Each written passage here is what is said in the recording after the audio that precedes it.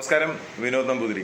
കഴിഞ്ഞ ഒരു വീഡിയോ ഞാനൊന്ന് ഡിലീറ്റ് ചെയ്തു. കാരണം കുറച്ചുകൂടി ക്ലാരിറ്റി കൊണ്ടുവരണം കാര്യങ്ങൾക്ക് എന്ന് പറഞ്ഞിട്ട് എന്നെ കുറച്ച് പേര് വിളിച്ചിരുന്നു. അപ്പോൾ ആ കാര്യങ്ങൾ കുറച്ചും കൂടി കൃത്യതയോടുകൂടിയും വ്യക്തതയോടുകൂടിയും നിങ്ങളുടെ അടുത്തൊന്ന് അവതരിപ്പിക്കാം എന്ന് വിചാരിച്ചിട്ടാണ്. മറ്റൊന്നുമല്ല, ഒരു സന്തോഷ വർത്തമാനമാണ്. എനിക്ക് PhD കംപ്ലീറ്റ് ചെയ്യാൻ കഴിഞ്ഞു.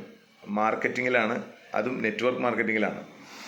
അപ്പോൾ ഇതിൻ്റെ ഒരു പ്രത്യേകത എന്താണെന്ന് വെച്ച് കഴിഞ്ഞാൽ, സാധാരണഗതിയിൽ നെറ്റ്വർക്ക് മാർക്കറ്റിംഗ് ലീഡേഴ്സിൻ്റെ ഇടയിൽ ഒരു PhD, അതും UGC അപ്രൂവ്ഡ് യൂണിവേഴ്സിറ്റിയിൽ നിന്ന് ഒരു PhD കിട്ടുക, അല്ലെങ്കിൽ UGC അപ്രൂവ്ഡ് PhD ലഭിക്കുക എന്ന് പറയുന്നത് ഒരു പുതിയ കാര്യമാണെന്ന് ഞാൻ കരുതുന്നു. കാരണം UGC അപ്രൂവ്ഡ് PhDകൾ ലഭിച്ചിട്ടുള്ള ആളുകൾ മിക്കവാറും വിദ്യാഭ്യാസ സ്ഥാപനങ്ങളുമായിട്ട് ബന്ധപ്പെട്ട് പഠിപ്പിക്കുന്ന ആളുകളാണ്. ലെക്ചറേഴ്സും പ്രൊഫസേഴ്സും ഒക്കെയാണ് എടുത്തിട്ടുള്ളത് ഇതുവരെ. അല്ലാതെ ഈ നെറ്റ്വർക്ക് മാർക്കറ്റിംഗ് മേഖലയിൽ പ്രവർത്തിക്കുന്ന, അല്ലെങ്കിൽ ഏതെങ്കിലും ഒരു പ്രമുഖ കമ്പനിയിലെ ഒരു എല്ലാ ടൈറ്റിലും അച്ചീവ് ചെയ്ത ഒരു ലീഡർ എന്നുള്ള നിലയിൽ ആരെങ്കിലും ഇത് ചെയ്തിട്ടുണ്ടോ എന്ന് എനിക്കറിയില്ല. ഒരുപക്ഷെ ഞാനായിരിക്കണം ആദ്യത്തേതെന്ന് ഞാൻ കരുതുന്നു.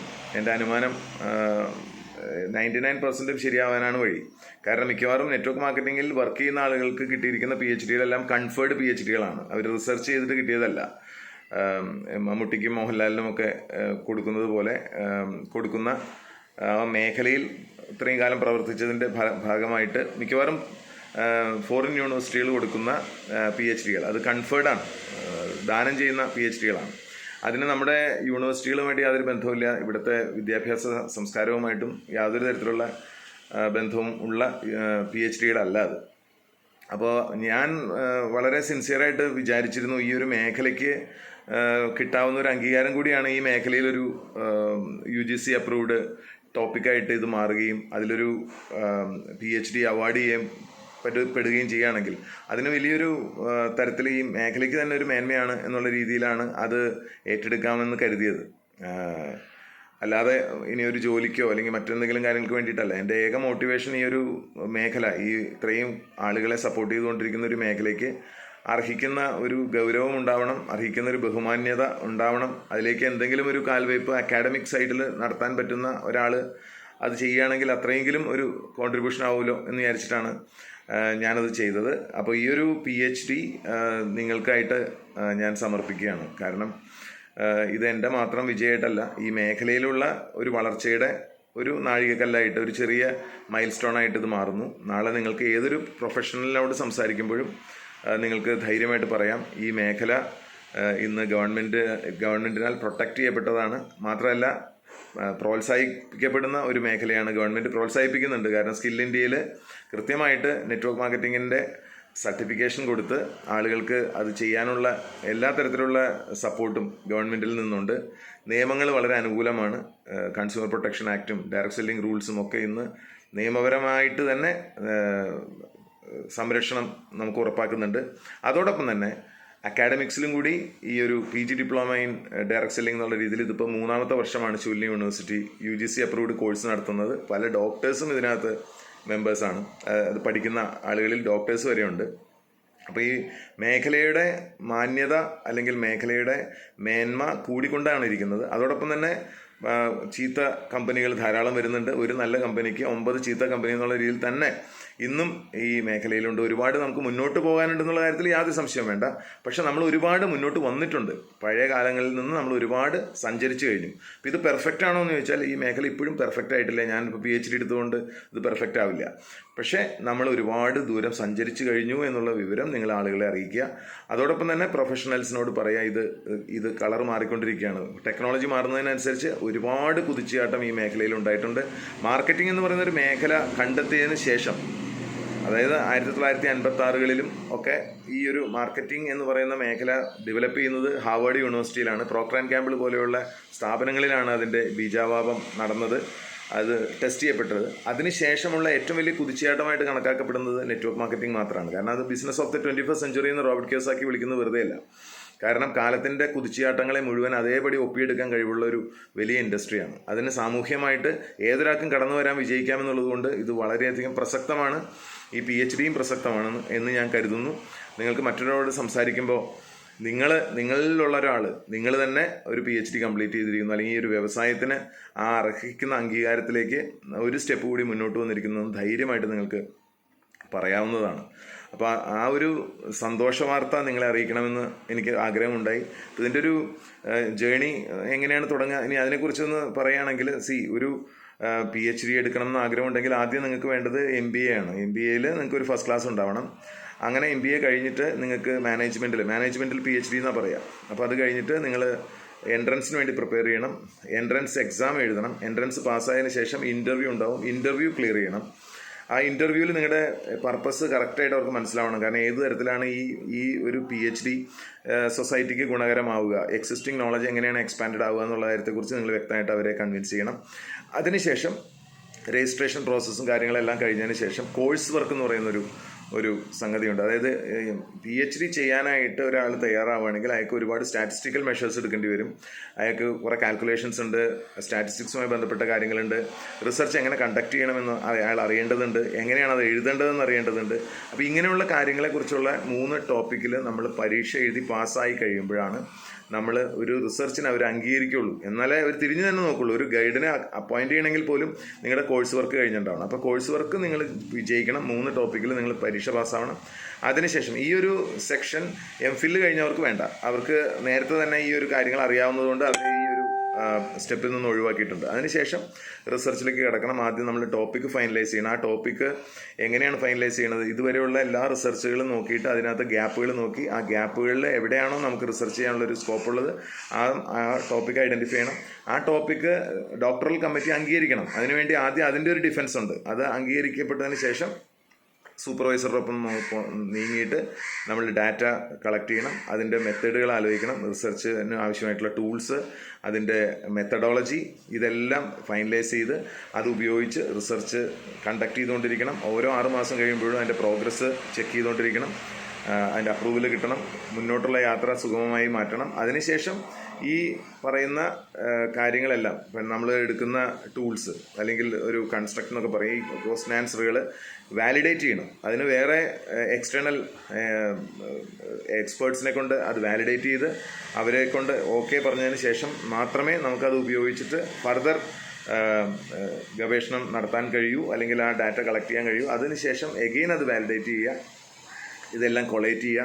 ഇതിനിടയിൽ സെമിനാറുകളിൽ പങ്കെടുത്ത് നമ്മുടെ പ്രബന്ധങ്ങൾ അവതരിപ്പിക്കുക, നമ്മുടെ ടോപ്പിക്കുകൾ അവതരിപ്പിക്കുക. വിവിധ വിഷയങ്ങളെക്കുറിച്ച് ഈ നെറ്റ്വർക്ക് മാർക്കറ്റിങ്ങുമായി ബന്ധപ്പെട്ട വിഷയങ്ങൾ നമ്മൾ കോൺഫറൻസുകളിൽ പങ്കെടുത്ത് അവതരിപ്പിക്കണം. അതിനോടൊപ്പം തന്നെ നമ്മുടെ പ്രബന്ധങ്ങൾ നമ്മൾ അവതരിപ്പിച്ചുകൊണ്ടിരിക്കണം. അതായത് ഇപ്പോൾ ഈ നമ്മൾ ഇൻ്റർനാഷണൽ ജേണലുകളിലെല്ലാം നമ്മുടെ പബ്ലിക്കേഷൻസ് വരണം.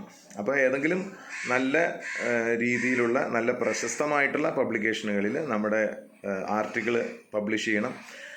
അതിനുശേഷം ഇതിനോടൊപ്പം തന്നെ നമ്മൾ ഇത് എഴുതിക്കൊണ്ടിരിക്കണം. പ്രബന്ധം നല്ല ലെങ്തി പ്രോസസ്സാണ്. അങ്ങനെ എഴുതി തയ്യാറാക്കി ഒടുവിൽ ഒരു പ്രീ സബ്മിഷൻ എന്ന് പറയുന്നൊരു സ്റ്റേജ് ഉണ്ട്. ആ സമയത്ത് അതുവരെയുള്ള എല്ലാം ഒന്നുകൂടി വിമർശന വിധേയമാക്കി ചോദ്യങ്ങൾ ചോദിക്കും, ആൻസർ കൊടുക്കണം. എന്തെങ്കിലും മാറ്റങ്ങൾ വേണമെങ്കിൽ അപ്പോൾ ഡോക്ടറൽ കമ്മിറ്റി നമ്മളോട് പറയും, മാറ്റങ്ങൾ നിർദ്ദേശിക്കും.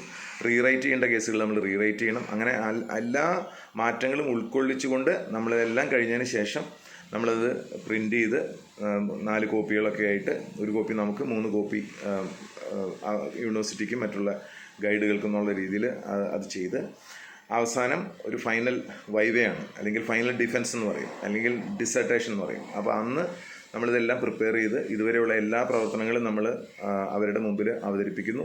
ഏത് ചോദ്യങ്ങൾ വേണമെങ്കിലും അപ്പോഴും ചോദിക്കാം. ആ ചോദ്യങ്ങൾക്ക് ഫലപ്രദമായിട്ട് സാറ്റിസ്ഫൈങ് ആയിട്ടുള്ള ആൻസറുകളാണ് നമ്മൾ കൊടുക്കുന്നതെങ്കിൽ നമുക്ക് PhD അവാർഡ് ചെയ്യും. ഇപ്പോൾ പറയുമ്പോൾ അത് വളരെ സിമ്പിളായിട്ട് തോന്നാമെങ്കിലും ഇത് നല്ലൊരു യാത്രയാണ്. നല്ല മോട്ടിവേഷൻ ആവശ്യമുണ്ട്. സസ്റ്റൈനബിൾ മോട്ടിവേഷൻ വേണം. ഇടയിലൊക്കെ നമുക്ക് ഫ്രസ്ട്രേഷൻസ് വരും. ചെയ്ത വർക്കുകൾ മുഴുവൻ തിരിച്ച് പൊളിക്കേണ്ടി വരും. ഒരു വീട് പണിത് പകുതിയായിട്ട് നമ്മൾ രണ്ടാമത് പണിയുന്ന സാഹചര്യങ്ങളൊക്കെ ഒരുപാടുണ്ടാവും.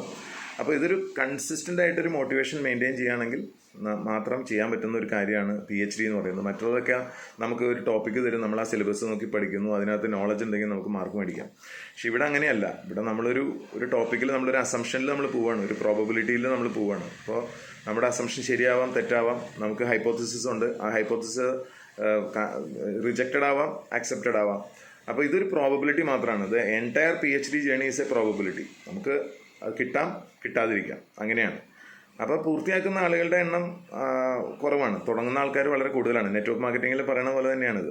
അപ്പോൾ പക്ഷെ നമ്മളെ സംബന്ധിച്ചിടത്തോളം ഇത് ഞാൻ ആവർത്തിച്ച് പറയുന്നൊരു കാര്യം, നെറ്റ്വർക്ക് മാർക്കറ്റിംഗ് എന്ന് പറയുന്ന ഒരു മദർ ഇൻഡസ്ട്രി നമുക്ക് തരുന്ന ഒരു കോൺഫിഡൻസും നമുക്ക് തരുന്ന ഒരു ദിശാബോധവും നമുക്ക് തരുന്ന ഡിസിപ്ലിനും വേറെ എവിടെ നിന്നും നമുക്ക് കിട്ടില്ല, ഒരു യൂണിവേഴ്സിറ്റിയിൽ നിന്നും കിട്ടില്ല. ഞാൻ നിങ്ങളോട് ഉറപ്പ് പറയാം, ഈ പ്രായത്തിൽ എനിക്കിത് കംപ്ലീറ്റ് ചെയ്യാൻ പറ്റിയതിൻ്റെ ഏറ്റവും വലിയ ക്രെഡിറ്റ് ഞാൻ കൊടുക്കുന്നത് ഈ ഇൻഡസ്ട്രിക്ക് തന്നെയാണ്, ഈ ഇൻഡസ്ട്രിയുടെ സ്വഭാവത്തിന് തന്നെയാണ്. കാരണം ഞാനിപ്പോൾ ഒരു മറ്റുള്ള ഏതെങ്കിലും ജോലിയിലായിരുന്നെങ്കിൽ MBA കഴിഞ്ഞു, എത്രയോ കാലം കഴിഞ്ഞിട്ടാണ് നമ്മളിപ്പോൾ ഇത് സ്റ്റാർട്ട് ചെയ്തത്. അപ്പോൾ ആ ഗ്യാപ്പ് വരുന്ന സമയത്തൊക്കെ നമുക്ക് ഒരുപാട് പ്രശ്നങ്ങളുണ്ടാവും. പക്ഷേ ഇവിടെ എന്ന് പറയുന്നത് നമുക്ക് അത്രയും സ്പേസ് കിട്ടി, നമുക്ക് ഒരുപാട് ഫ്രീഡം ഉണ്ടായിരുന്നു. നെറ്റ്വർക്ക് മാർക്കറ്റിംഗ് ഇല്ലായിരുന്നെങ്കിൽ എനിക്ക് ഒരിക്കലും ഈ പറയുന്ന എന്താ പറയുക മുടങ്ങിക്കിടന്ന LLB കംപ്ലീറ്റ് ചെയ്ത് എൻറോൾ ചെയ്യാൻ പറ്റി എനിക്ക് ഈ 2024. ഒന്ന് ആലോചിച്ച് നോക്കാം. അപ്പോൾ ഒരു അഡ്വക്കേറ്റ് ആവാനും ഒരു ഡോക്ടർ ആവാനും ഒരു PhD നല്ല രീതിയിൽ കംപ്ലീറ്റ് ചെയ്യാനും, ആ PhD കംപ്ലീറ്റ് ചെയ്യുന്ന സമയത്ത് ഈവൻ UGCയിൽ നിന്നുള്ള എക്സ്പേർട്ട് ചോദിച്ചത് why can't you be a part of ഒരു കരിക്കുലം ഡെവലപ്പ് ചെയ്ത് ഒരു യൂണിവേഴ്സിറ്റിയിൽ ഇപ്പോൾ MBA മാർക്കറ്റിംഗ് കഴിഞ്ഞ് വരുന്ന ആളുകൾക്ക് നമുക്ക് അവസാനം പല സ്പെഷ്യലൈസേഷൻ ഉണ്ട്, അതിലൊന്ന് നെറ്റ്വർക്ക് മാർക്കറ്റിംഗ് തന്നെയാക്കി മാറ്റിയിട്ട് ഒരു കരിക്കുലം കൊണ്ടുവന്നൂടെ, അല്ലെങ്കിൽ അതിന് വേണ്ട കോഴ്സ് എങ്ങനെ ഡിസൈൻ ചെയ്യണം, എന്തൊക്കെ ആവാൻ ടോപ്പിക്ക് ഇന്ന് വരെ ചോദിച്ചു എന്ന് പറയുമ്പോൾ ഞാൻ പറയുന്നത് നമുക്കൊക്കെ അഭിമാനിക്കാവുന്ന കാര്യമാണ്. അതായത് അത്രയധികം ഒരു അക്കാഡമിക് സൈഡിൽ പോലും ഈ ഒരു വിഷയത്തെ, നെറ്റ്വർക്ക് മാർക്കറ്റിംഗ് എന്ന് പറയുന്ന വിഷയത്തെ വളരെ സീരിയസ് ആയിട്ട് അവർ കണ്ടു തുടങ്ങി. അപ്പോൾ ഞാൻ തുടങ്ങുമ്പോൾ ഇതല്ലായിരുന്നു അവസ്ഥ. ഒരു 5 വർഷം മുമ്പ് നമുക്കൊരു ടോപ്പിക്ക് നെറ്റ്വർക്ക് മാർക്കറ്റിംഗ് എടുക്കണം എന്ന് പറഞ്ഞപ്പോൾ തന്നെ പുച്ഛിച്ച് ചിരിച്ച 1-2 പേരെ എനിക്കറിയാം ഈ ഇൻ്റർവ്യൂ ചെയ്തുകൊണ്ടിരുന്ന ആളുകളിൽ. ഇതൊരു ടോപ്പിക്കാണോ എന്നുള്ള രീതിയിൽ എന്നോട് സംസാരിച്ചിട്ടുണ്ട്. അപ്പോൾ അന്ന് ഞാൻ വളരെ സ്ട്രോങ് ആയിട്ട് ഈ ബുക്കുകളും റോബർട്ട് കിയോസാക്കിയുടെ ബുക്കും എനിക്ക് കിട്ടിയ ഒരു അവാർഡും അതൊക്കെ കൊണ്ട് കാണിച്ചിട്ട് ഇത് ഇത്രമാത്രം ഇമ്പാക്റ്റ്ഫുള്ളാണ്, പ്രത്യേകിച്ച് എൻ്റെ പോലെ ഒരു സ്റ്റേറ്റിൽ, കേരളം പോലെ ഒരു സ്റ്റേറ്റിൽ എന്നൊക്കെ പറഞ്ഞ് എനിക്ക് സ്ഥാപിക്കാൻ കഴിഞ്ഞു. കാരണം ഈ മേഖലയിൽ ഇത്രയും കാലത്ത് 20-28 വർഷമായി ഇപ്പോൾ നമ്മൾ ഈ ഒരു മേഖലയായിട്ട് ബന്ധപ്പെട്ട് പ്രവർത്തിക്കുന്നു. അപ്പോൾ അങ്ങനെയുള്ള കുറച്ച് എന്താ പറയുക അഡ്വാൻറ്റേജും ഡിസഡ്വാൻറ്റേജും ഒക്കെ. അഡ്വാൻറ്റേജ് എന്നുള്ളത് നമ്മൾ ഈ ഒരു നെറ്റ്വർക്ക് മാർക്കറ്റിംഗ് നമുക്ക് തന്ന ഒരു സമയം, ഒരു ടൈം ഫ്രീഡം, അത് ശരിക്കും എനിക്ക് ഉപയോഗിക്കാൻ പറ്റി കഴിഞ്ഞ കാലങ്ങളിൽ. ഇനി വരും കാലങ്ങളിൽ ഇതിൽ നിന്ന് കിട്ടിയ പാഠങ്ങളെ മറ്റുള്ളവർക്ക് പ്രയോജനകരമാകുന്ന രീതിയിൽ എങ്ങനെ മാറ്റാം എന്നുള്ളതാണ് നോക്കുന്നത്. പ്രത്യേകിച്ച് പ്രൊഡക്ടിവിറ്റിയിലായിരുന്നു എൻ്റെ റിസർച്ച്. അതായത് നെറ്റ്വർക്ക് മാർക്കറ്റേഴ്സ് പ്രൊഡക്ടിവിറ്റി ആയിരുന്നു എൻ്റെ ടോപ്പിക്ക് തന്നെ. അതായത് ടെക്നോളജിയുടെ ഒരു ഇമ്പാക്റ്റും അതുപോലെ തന്നെ മോഡറേറ്റിംഗ് ആൻഡ് മീഡിയേറ്റിംഗ് ഇഫക്ട്സിൻ്റെ ഒരു അനാലിസിസും ആയിരുന്നു. കേൾക്കുമ്പോൾ എന്തോ ഒക്കെ നിങ്ങൾക്ക് തോന്നുമെങ്കിലും ഇത് വളരെ സിമ്പിളാണ്. ഒരാളുടെ പ്രൊഡക്ടിവിറ്റി കൂട്ടുന്നതിൽ ടെക്നോളജിയുടെ പങ്കും അതോടൊപ്പം തന്നെ മറ്റ് ഘടകങ്ങൾ എന്ന് പറഞ്ഞു കഴിഞ്ഞാൽ ഈ പ്രൊഡക്ടിവിറ്റി കൂട്ടാനായിട്ട് നിങ്ങളെ സഹായിക്കുന്ന ഇൻഡിപെൻഡൻ്റ് ആയിട്ടുള്ള ഘടകങ്ങൾ, ഇൻ്റർഡിപെൻഡൻ്റ് ആയിട്ടുള്ള ഘടകങ്ങൾ, സ്വതന്ത്രമായിട്ടുള്ള ഘടകങ്ങളും സ്വതന്ത്രമല്ലാതെ നിൽക്കുന്ന ഘടകങ്ങളും, അതിൽ തന്നെ ആക്കം കൂട്ടുന്ന, അപ്പോൾ അതിൻ്റെ ഒരു ഗതി കൂട്ടുന്ന, ഇപ്പോൾ ഒരു ഉദാഹരണത്തിന് ട്രെയിനിങ് എന്നുള്ളത് അതിൻ്റെ ഒരു സ്പീഡ് കൂട്ടും, ശരിയല്ലേ? അപ്പോൾ അങ്ങനെ മോഡറേറ്റിംഗ് ഫാക്ടേഴ്സ് എന്തൊക്കെയാണ്, മീഡിയേറ്റിംഗ് ഫാക്ടേഴ്സ് എന്തൊക്കെയാണ് എന്നുള്ളതിൻ്റെ ഒരു അനാലിസിസും ടെക്നോളജിയുടെ ഇമ്പാക്റ്റും ഒക്കെ ആയിരുന്നു എൻ്റെ വിഷയങ്ങൾ. അതിന് വളരെയധികം പ്രസക്തിയുണ്ട്. ഒരുപാട് കണ്ടെത്തലുകൾ ഈ ഒരു റിസർച്ചുമായി ബന്ധപ്പെട്ട് ഒരുപാട് പേരെ ഇൻ്റർവ്യൂ ചെയ്യാൻ സാധിച്ചു, ഒരുപാട് കാര്യങ്ങൾ മനസ്സിലാക്കിയെടുക്കാൻ സാധിച്ചു. ഇതെല്ലാം വരുന്ന കാലങ്ങളിൽ നിങ്ങൾക്ക് എല്ലാവർക്കും പ്രയോജനകരമാകുന്ന രീതിയിൽ മാറ്റണം എന്ന് തന്നെയാണ് എൻ്റെ ആഗ്രഹം. വീഡിയോ നീണ്ടുപോയെന്ന് എനിക്കറിയാം, പക്ഷേ കുറച്ച് കാര്യങ്ങൾ നിങ്ങളുമായിട്ട് പങ്കുവയ്ക്കാൻ കഴിഞ്ഞതിൽ വളരെ സന്തോഷം. മനസ്സിലാക്കേണ്ടത് ഇത് എൻ്റെ മാത്രം വിജയമല്ല, ഈ ഒരു മേഖലയിലെ ഓരോ വ്യക്തിക്കും കഴിഞ്ഞ കാലങ്ങളെക്കാൾ നമ്മൾ ഒരുപാട് മുന്നോട്ട് വന്നു എന്ന് നിസ്സംശയം പറയാൻ കഴിയുന്ന ഒരു ഉദാഹരണമാണ്. കാരണം നിങ്ങളിലൊരാൾ ഒരുപക്ഷെ, അല്ലെങ്കിൽ ഒരു നെറ്റ്വർക്ക് മാർക്കറ്റിംഗ് ലീഡർ എന്നുള്ള നിലയിൽ ഇന്ന് ഈ ഒരു മേഖലയിൽ വർക്ക് ചെയ്യുന്ന ആളിൽ നിന്ന് ഒരു PhD, അതും UGC അപ്രൂവ്ഡ് PhD എന്നുള്ളത് തീർച്ചയായിട്ടും നിങ്ങൾക്ക് ഒരു പ്രൊഫഷണലുമായിട്ട് സംസാരിക്കുമ്പോൾ, അല്ലെങ്കിൽ ഏതെങ്കിലും ക്വാളിഫൈഡ് ആയിട്ടുള്ള ഡിഗ്നിഫൈഡ് ആയിട്ടുള്ള ആളുകളായിട്ട് സംസാരിക്കുമ്പോൾ അവരുടെ ഒരു കാഴ്ചപ്പാട് ഈ ഇൻഡസ്ട്രിയെക്കുറിച്ച് മാറ്റിയെടുക്കാനായിട്ട് നിങ്ങൾക്ക് കഴിയും എന്ന് തന്നെയാണ് എൻ്റെ വിശ്വാസം.